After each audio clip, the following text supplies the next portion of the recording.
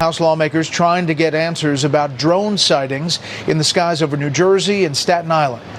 Correspondent Nate Foy reports tonight from Morristown, New Jersey. The fact that we don't know what's flying in our airspace is only the tip of the iceberg. What's to come? We have to fix this. Today, lawmakers on Capitol Hill raised questions about the United States' ability to defend against drone attacks and counter-surveillance operations. The American people are looking at us and they think that we're lying to them because they think, how could you possibly not have answers to drones flying over some of the most critical airspace in the country? In recent months, swarms of unidentified drones flew over the Langley Air Force Base in Virginia, the southern border in Texas, and now nearly every night in New Jersey and New York for 3 weeks. But the FBI doesn't have answers. We're investigating, but I don't have an answer. Welcome to Worldview Matters, discussing controversial issues, discerning current events, defending biblical Christianity. No topic off limits. And now, here's your host, David Fiorazzo. Merry Christmas, friends. God bless you. Thanks for watching. Pete Garcia is our guest today. The website rev310.net. That's rev310.net. And we had to cut off that video. There's so much more that we're going to talk about regarding the drones. Very interesting, kind of creepy. What's going on? There's also an article we're going to visit over at thewashingtonstand.com. Worse than the spy balloon, mysterious drones swarm U.S. shores. We'll get that in a minute. There we go. So we're talking hundreds.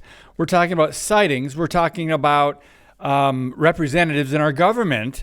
And there's some frustration because this is in our airspace and they don't know what's going on. So I want to bring in someone who does know a little bit more about this and can share a little insight. And that's Pete Garcia. Brother, thank you so much for your time today. Hey, it's good to be here with you, David. Yeah, and thank you for alerting me to these stories. My goodness. Where do you want to start with the drones? I mean, we just thought drones were for delivering packages, Pete. What's going on here? Yeah, it's like everything else. I mean, as soon as a technology gets developed, it's somehow there's some military application applied to it. So it doesn't matter what it is. I mean, silly string, we use that in Iraq. I mean, our soldiers use silly string in Iraq to detect tripwires and stuff. When the infantry and Marines are going into buildings, they would shoot that in there. And that silly string is so light that it would just kind of land and you could see if it was hanging in the air. Wow. That it was on a tripwire. So that's something that the infantry and the Marines figured out on their own. They didn't need billions of dollars. They didn't need a congressional, subcommittee or whatever to get it done. They took what was available and they made it work. And so drones are have long been a part of the military. This is something that the government's been interested in a long time. And there's many different kinds. I mean, when you think of drones, you tend to think of either like the Predators or the Reapers, those big winged unmanned planes that go up there for hours and hours on end, and they're flying at 60,000. I don't know how high they fly yet, but they're way up there, and they're capturing information and they're dropping bombs and all that sort of stuff. Well, there's many different kinds of drones. I was teaching a class in the military back in 2017, and I would bring up a chart, and there was probably 50 different kinds of drones there that most people don't even know exist. And that was 7 years ago. I mean, who knows how many more that page is probably doubled, but they had every kind from things that flew, things that crawled, things that went underwater, things that went underground. Wow. Quadrupedic, things that could walk on all fours like dogs, things that had multi-legs like a centipede, things that could jump. I mean, it's interesting to see how much of the animal world that we're trying to mimic in creating these things. So there is certainly, this is a huge area that is becoming increasingly strategic in terms of if you're thinking about it from a military perspective. There's a lot of applications here that we were just starting to realize back in the late teens. that could be used here. Most people think of drones, the kinds you get from Best Buy or some other kind of electronic store. You send it up, you might get some aerial photography done out of it. It might be great. Yeah. They're thinking in terms of like Slaughter Bots, that movie Slaughter Bots, where they can take these drones and use swarm technology, put explosives on there, put whatever they want to put on there, and fly these in and basically take people out with facial recognition, Wow. their gait recognition, any type of identifying biometrics. You can program these drones to take out particular individuals, or you can use them to do kind of a mass casualty event in a time of war. So there's a lot of applications for this, and it makes it very frightening to when you sit down and think about all the possibilities. Becomes a very frightening situation. Well, you are a former veteran, and you know some of the insights on how the military's used this. Fascinating story about the silly string, by the way. That's really interesting to me. But drones can save a lot of military lives. They can reduce casualties by what you just said.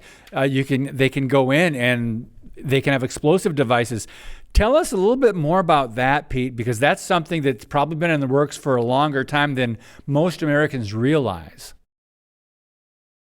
Well, I was working on a project back in 2009, 2010 in the Army for the Army Medical Department there at the it's now long since changed, but it was called the Directorate of Combat Doctrine and Development. And basically, we were planning 10 to 20 years into the future. So I was focused on medevac. And so I was looking at other countries and what their capabilities were. And one of the ones that had the most innovative drone technology was Israel. And they had a drone called well, it was called the Mule at first for a while, but then I think they started calling it the Air Mule.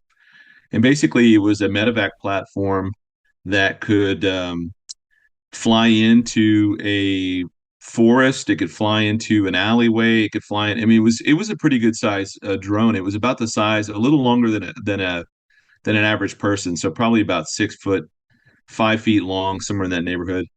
And you would put the person inside of this thing. You would load them in there, and somebody would remotely pilot this thing out of an area. If you couldn't get a helicopter in there, if you couldn't get some a vehicle or anything else to get the casualties out. But my point with bringing this up is that this technology is what 15, 16 years old already. Wow. And if you think about the movie Star Wars, the original A New Hope Star Wars, think about the sand dune rider where they're floating along. That's right. Luke and Obi-Wan, they're going into I can't remember the name of the town, but where the villainous hive of scum and villainy or whatever. I know what you're going to say. Go ahead. But anyways, that sand dune rider, that's exactly what it looked like, except it was completely flat and it had these giant fans on the inside of it. So the fans were encased. That's the way it could fly into trees or branches or whatever. It wouldn't mess up the rotor system. So it was pretty ingenious. And let me clarify something. The part where the person would lay inside of it if they were immobilized was about 6'5". The actual size of this was very large. It was probably about the size of an SUV.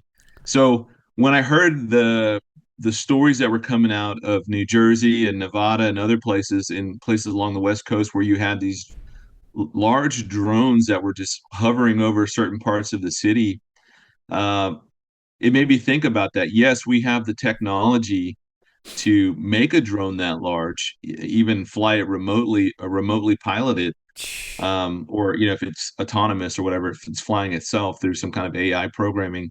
That's one aspect to it. But the other thing is that or I guess the main challenge to this idea is that if these large drones that they're seeing in numerous places are just sitting and hovering, for hours on end, that is a technology that I am not aware of. I don't know that any of, I mean, unless it's some type of nuclear fission or some kind of new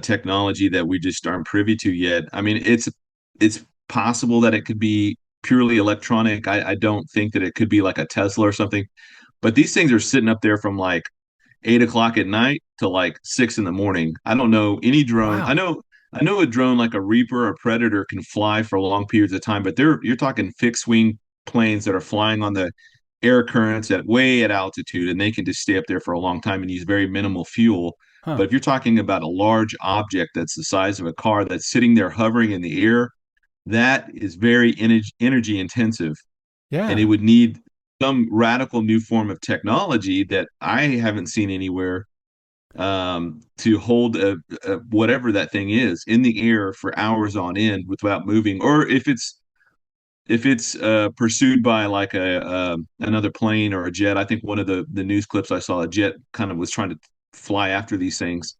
Um, that would be the only time they're moving, but they're just sitting there for hours on end. I don't know any other kind of technology that allows for a vehicle to sit there and basically hover for 8, 10 hours. I don't know. I mean, I'm sure there is some kind of human answer to this, or technological answer to it. I just don't know what that technology is. So, Pete, we've heard reports of drones following the Coast Guard or doing things off our shores. Can you speculate whether this is a national security threat, or because our government doesn't seem to know a lot about it? We're going to get to a clip from New Jersey, a governor, in a press clip. But what is your take? What does your experience and your insight tell you this could be? Well, I know from just my 22 years in the Army that the Army does possess technology that's way more advanced than what the public is led to believe. So we know that that stuff exists. Okay. What I'm perplexed about is why people are continuing to repeat this statement. They're saying, well, these things are safe and non-threatening, and yet they claim they don't know what these things are. So how could they know that? How could they know these things aren't a threat if they have no idea what they are, Right. unless they're in cahoots with whoever's doing this? And so I'm of the mind that I don't know that this is anything, that this is a government program per se, um, because there's enough confusion at all levels of leadership that don't know what this stuff is, that they're not even familiar with it, that you would think that if this were something that were kind of a top secret program, but there's enough senators and congressmen that are read in onto the funding of it, et cetera, and the purpose why they're doing it, maybe through some type of DHS subcommittee or something, that there would be that kind of cooling of the waters, where people are saying, hey, it's okay, we know what this thing is, just everybody chill out. But there seems to be confusion at all levels, so it tells me that most of the government doesn't know what these things are. Okay. Huh. It is possible that it may be some type of organization, corporation, Raytheon, Lockheed Martin, Skunk Works. I mean, something. We don't know. I mean, it may be some type of project, but if it were one of those types of projects, I think Sky Gear was another one. I think that they would have already coordinated all this with the FAA. They would have coordinated with this with the DHS and other relevant agencies Yeah. to get the clearance. And then those agencies, through their state compatriots, would release this information and say, hey, this area, just like when they close down airspace for like a VIP visit or something, they could have done those, thrown up those NOTAMs and say, hey, this area, this particular grid coordinates, don't fly here from these hours to these hours because of military testing. None of that stuff is put out. So it seems unlikely that it's the government. It seems unlikely that it's a U.S. corporation like I mentioned, Raytheon, Lockheed Martin, or others. Yeah. And so it leaves us with really two options, or three options. One, this is a private group, possibly terroristic. We don't know what their intentions are. They've not made known what those intentions are. Two, it could be a foreign adversary. It could be a foreign government. That limits the countries who could do this, because there's not a lot of countries that could launch drones from the ocean. But I think there's only about 12 countries that could do that. Out of the 12, who would do that and why? Huh. The only two that I could think of would be Russia and China. And those would be submarine launched drones. And then three, or the last option would be, these things are not human. They're not of this earth or from this reality. They are, we can call them extraterrestrial, ultra dimensional, whatever you want to call them. but they're not human, and their purposes are still unknown to us. So that's really the options. And then you have to throw in all the the instances where these spheres, these metallic spheres, are also appearing in many, many different places like crazy now. And these things, I mean, they've had jets chase after them, and these things would just leave those jets in the dust like they were sitting still. So these things can defy the laws of physics. They can defy, I don't know if they're defying the laws of physics simply through speed, but they're going like 32,000 miles per hour. And if I can real quickly, I have a friend of mine who was a Crusader pilot back in the 1960s that had a UFO experience while he was flying out there near San Clemente Island, which is near Catalina Island, which is where the Tic Tac video was filmed for the U.S. Navy were out there doing maneuvers, and that guy, I think it was called the Tic Tac video. But the Commander Fravor was the one that filmed that from his, I think he was an F-18. But my friend, he's 89 now, but he's telling me the story from 1961. And he said he was doing Mach 2. He didn't even realize he was doing Mach 2. He was told to chase after this thing, and before he knew it, he'd already went over to Mach 2. So he's flying at like 1,400 miles per hour, and this thing was just smoking him. Like, it left him like he was sitting. He goes, I have never seen anything like that. And him and his fellow, the other guy in the other plane, was freaking out, his wingman freaking out about this thing. So it's interesting how these things are appearing in particular geographic locations. Yeah, and they're not just the East Coast. As you mentioned, there are other places, Nevada, West Coast. We've got to take a brief pause with Pete Garcia. Rev310.net is the website. We'll be right back on Worldview Matters. Introducing Patriot Mobile, the wireless carrier that stands with you. We are committed to supporting the values that make our nation great. With affordable plans and reliable nationwide coverage, Patriot Mobile is not just a wireless service. It's a call to action for those who believe in the American dream. Get free activation now with promo code DAVID.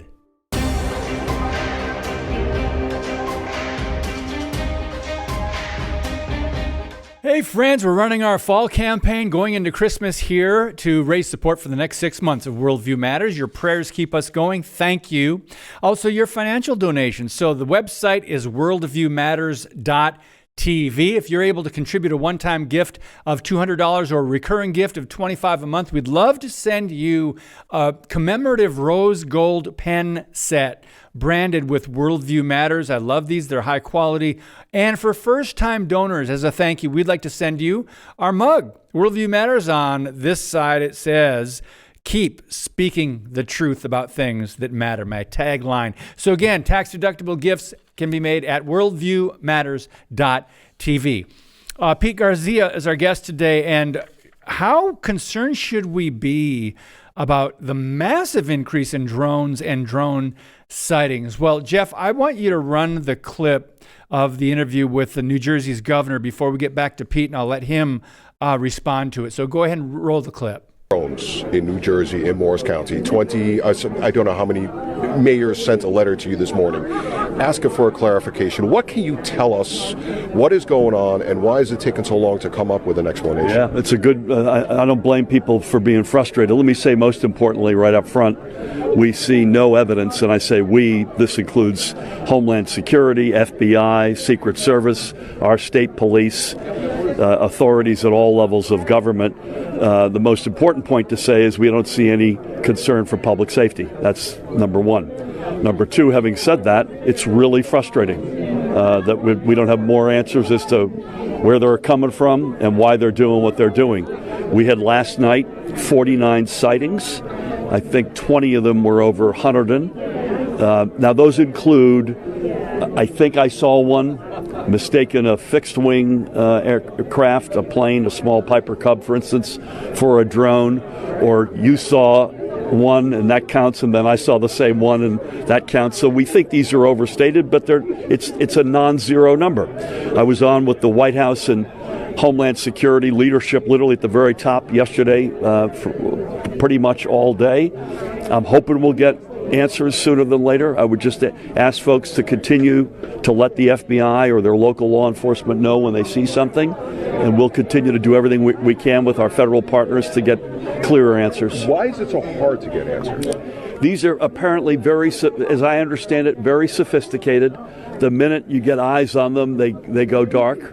And, we're obviously most concerned about sensitive targets and sensitive critical infrastructure.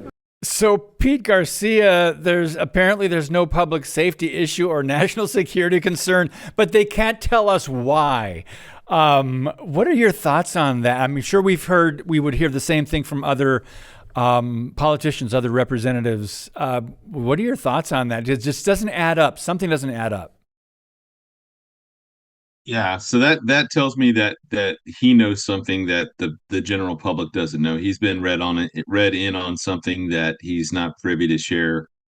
If he were truly something he didn't know, didn't understand, I think there would be a great deal more fear and panic in his voice and in his actions than him sitting back thinking, well, we don't know what these are, but they don't seem to be a threat. And, he's playing it very, very calm, and it seems it's like that Leslie Nielsen clip, where the airport's on fire behind him, things are blowing up, and he's like, "Hey, there's nothing to see here. Move along, move along."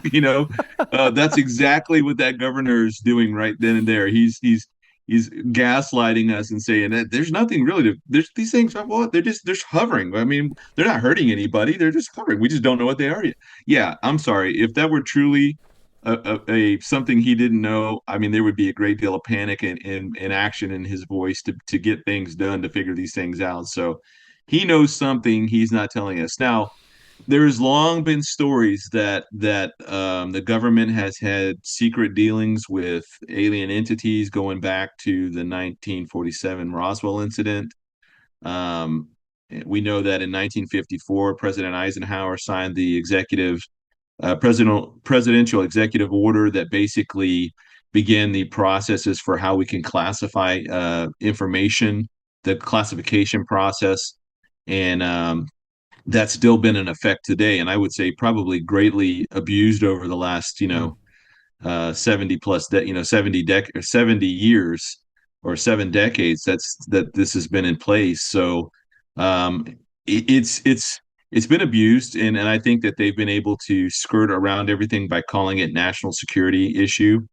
And I think with the incoming cabinet picks, it's interesting to me that this particular kind of crisis is making itself known now. If you remember back to Reagan, I think it was at a UN dinner of some kind, and I'm paraphrasing him here, but he's basically saying, "I wish aliens would show up because then it would just unite all of mankind," And I think that there may be some truth in that playing out right now. That if you think about it this way, the powers that be, if you want to call it nationally, we'll call it the swamp, and then internationally the deep state. But there's plenty of these entities in both the national, international, who do not want Trump to come into office because he's threatening to undo this power structure that they've built up for the last, since the end of World War II.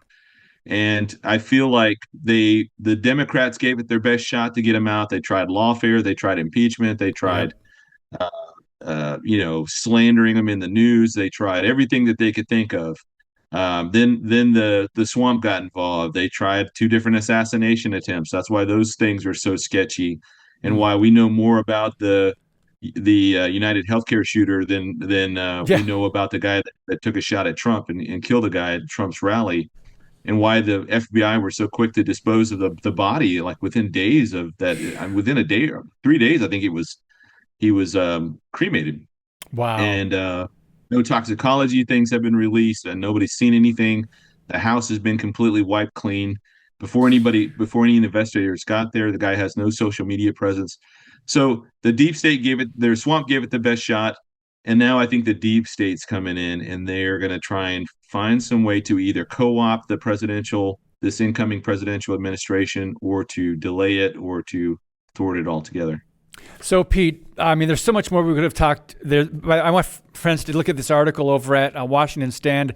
Mysterious drones swarm U.S. shores, because we're not talking about single individual drones. At times there are squadrons of drones flying over American airspace. Who? Why? But Pete, in the last couple minutes, to talk about Trump and the Veterans Administration, he vows to fix it. And I think there's a lot more that would go into that than most of us understand. Our veterans need to be supported and helped. And what are your thoughts on that with the VA and what Trump wants to do or what he can do? Well, I looking at a guy like Trump who's thinking outside of the box almost all the time, he's coming at this from a civilian perspective. So he would say, well, why can't we make the VA more like urgent care, where easy to get in, easy to get out. You don't need an appointment. If you show up, I mean, you're gonna have to wait. If you don't have an appointment, you'll have to wait. But urgent care has been really good about balancing the telehealth along with in-person appointments plus follow-up appointments. And yeah, they just deal with kind of the basic boo-boos and sicknesses and things like that. But 90% of the time, that's kind of what's going on with everyday life. But now you could have an urgent care plus kind of scenario where each veteran, because now you're not serving everybody. You're serving a smaller a subgroup within the larger community. So I think you could assign physicians to groups of patients. However, in a town like where I live, it's a pretty small town, but most of the people live in the counties. So you have a lot of veterans all over the county, but not a lot of people in the town. Now you could, by the number of patients that you would have assigned to that particular clinic, assign that many physicians or physician assistants or nurse practitioners, etc. But I think we make it like an urgent care plus, and then if there is further follow-on things or chronic issues, cancer, diabetes, things like that, obviously then those urgent care clinics would be tied into the larger facilities that are in the urban areas. Like in my case, it would be Dallas-Fort Worth area. There's a large hospital, VA hospital. But I think having these smaller clinics spread around, and we have VA clinics now, but they are very antiquated. They need upgraded on their infrastructure, their IT, their bureaucracy, the processes. I mean, it's very bureaucratic. And when you think about most VA, we're dealing with one insurance entity. We're dealing with TRICARE, who has under TRICARE it's the umbrella that has all these other ones under there. But my point is it definitely needs to be upgraded, and I think Trump's the guy that can do that. Well, Pete, thanks for your perspective. Sorry we were running out of time, but we are going to do another episode with you. So, friends, hang on, fasten your seatbelts. More to come with Pete Garcia. God bless you guys, and as always, keep speaking the truth about things that matter.